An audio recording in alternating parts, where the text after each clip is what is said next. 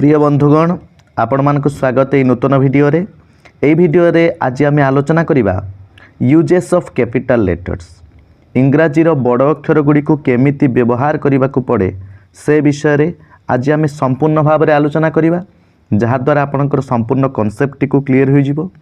सर्वप्रथम आपण ए video T को देखंतु, परवर्ती समय रे आपण नोट डाउन करिनेबे।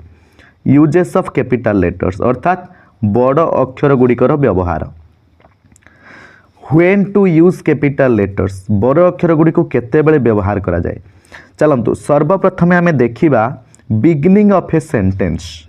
जदि कौनसी वाक्य आपण आरंभ करूछंती ताले सर्वप्रथम अक्षरटीर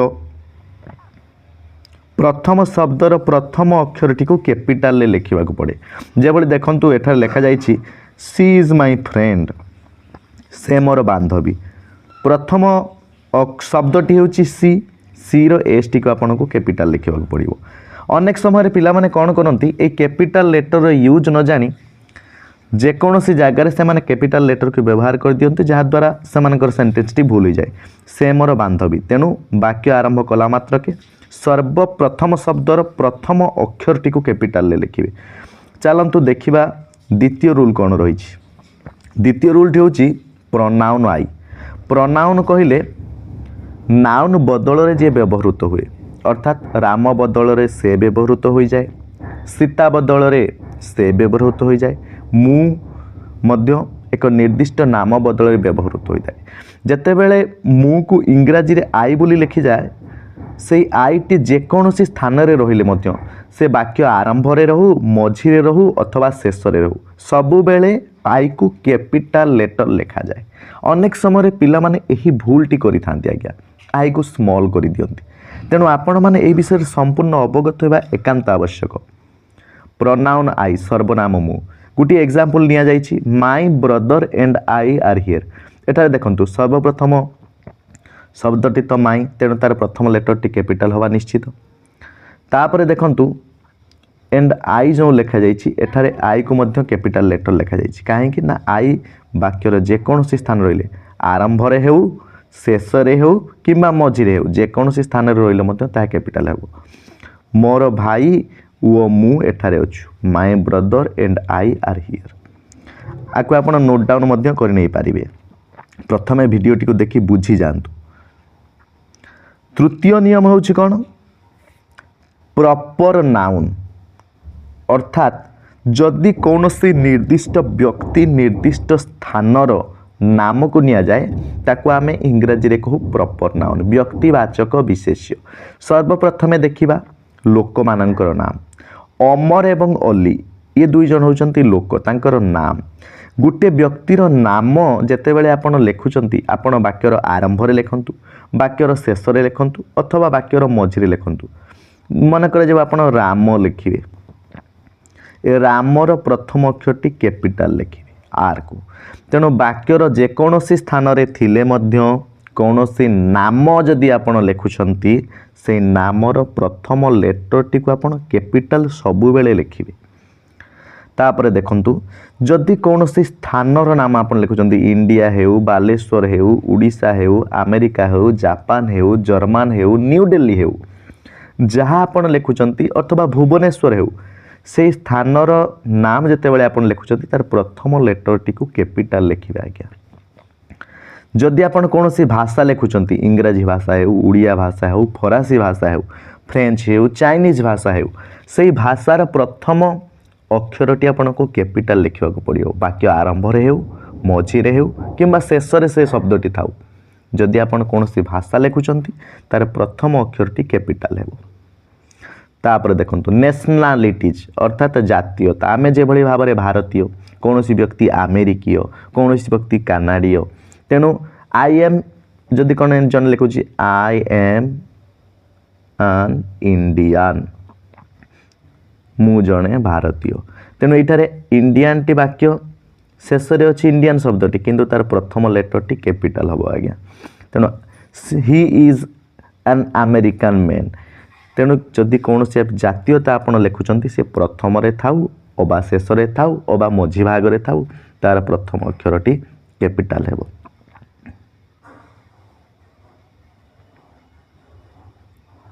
तापर देखंतु कौन सी दिनर नाम आप लिखुंट कौन सी मासर नाम आप लिखुंट कौन सी छुट्टी दिन नाम आप लिखुंट डेज मंथ्स एंड हॉलीडेज सेगुड़िकर प्रथम अक्षर सब बेले कैपिटाल है today is Sunday today is Sunday जदि जन लिखुची ताले संडे एस टी कैपिटाल लिखा से बाध्य ये हूँ इंग्राजी नियम संडे मंडे ट्यूसडे सोमवार मंगलवार बुधवार गुरुवार शुक्रवार शनिवार Friday Wednesday Thursday Friday Saturday ये सब आप लिखिपारे तापर देखंतु कौन सी मासर नाम जदि आप लिखुं जनवरी फेब्रुआरी मार्च एप्रिल मे जून जुलाई अगस्त सेप्टेम्बर अक्टोबर नवेम्बर डिसेम्बर ताहले वाक्यर जेकोसी स्थान रे थिले मध्य तार प्रथम अक्षरटी कैपिटाल होता है तापर देखंतु कौन सी पर्वपर्वाणी बा छुट्टी दिन जेभली Christmas Diwali Independence Day Republic Day तार प्रथम लेटरटी सबु बेले कैपिटाल होता है सेगुड़िक वाक्य मझिरे रुहंतु बा आरंभ रे रुहंतु बा शेष रे रुहंतु I will go to my home on Diwali तेणु डी कैपिटाल मध्य रहिबो। पंचम नियमटी हेउची आपण जेतेबेले कौनसी टाइटल लिखुचंती मिस्टर बा डॉक्टर मिस्ट्रेस बा मिज ये सबूर प्रथम अक्षरटी को आपन को कैपिटाल लिखा पड़ो ही इज मिस्टर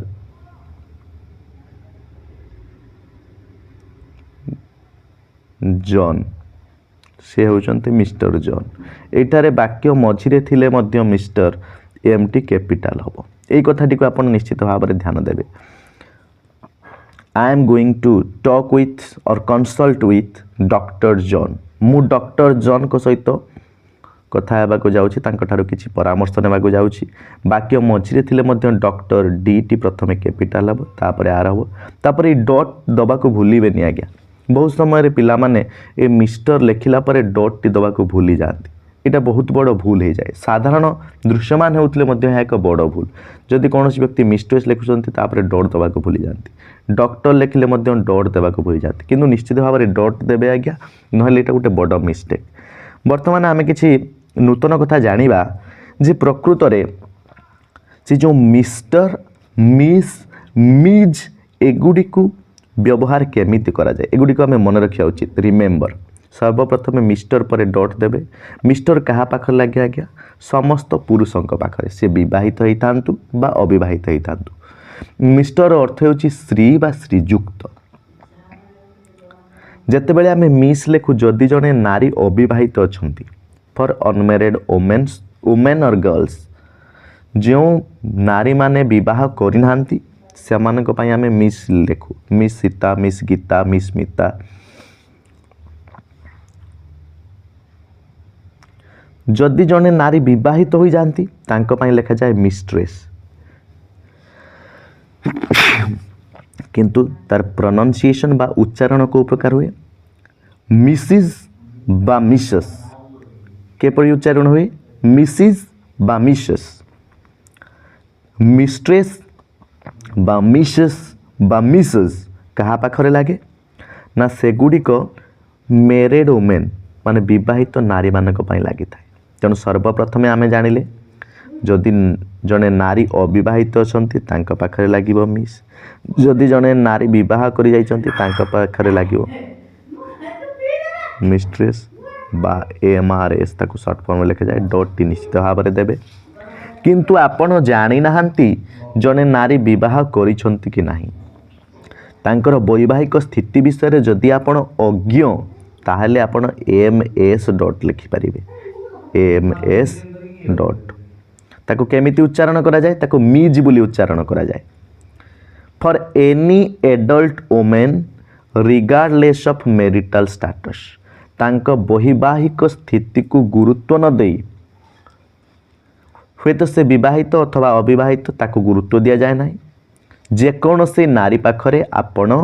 एमएस लिखि दे पारिबे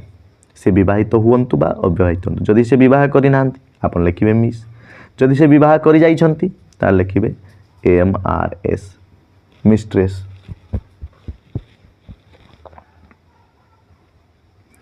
तापर षष्ठ नियमटी चलतु देखा जदि कौन सी फैमिली रो टाइटल थाए अर्थात आपण निज माँ को मम बोली डाकती आपण डाकती मम तेणु आई लव मम लिखिए जदि आपण मदर लिखुंट I love my mother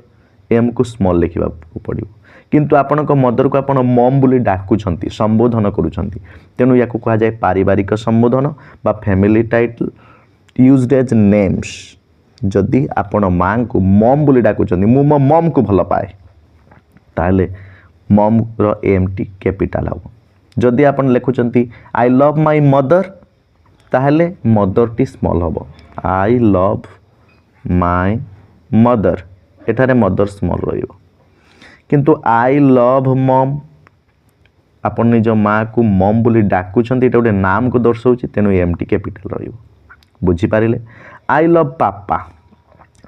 I love my father आपण लिखिपारे किंतु एफ स्मॉल रहिबो किंतु जेते बेले आपण लिखुंट आई लव पापा फादर को आपण पापा बोली डाकुंट ताले एटा गोटे नाम हो गला तेणु तार पीटी कैपिटल रहिबो बुझिपारे तापर चलतु सप्तम नियमटी को देखिबा सप्तम नियमटी होची रिलीजियन और रिलीजियस बुक कौन सी धर्म जेपरि हिंदुइज्म क्रिश्चियनिटी इस्लाम बा धार्मिक पुस्तक जे गीता बाइबल कुरान एगुड़िक वाक्यर जेकोसी स्थान रे रहिले मध्य एगुड़िक कैपिटल होइथांती तापर चलतु देखिबा अष्टम नियम अष्टम नियमटी होची जेकोसी हिस्टोरिकल इवेंट्स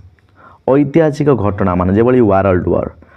वार जेकोसी स्थान रे रहिले मध्य वाक्य डब्ल्यू दुईटी कैपिटल हम द्वितीय विश्वयुद्ध को यह बुझाए यार गोटे नवम नियम अच्छी नवम नियमटी हूँ जेते बेले आपण गोटे क्योटेशन उद्धृत कमा विषय किसी लिखुंट ही सेड से कहला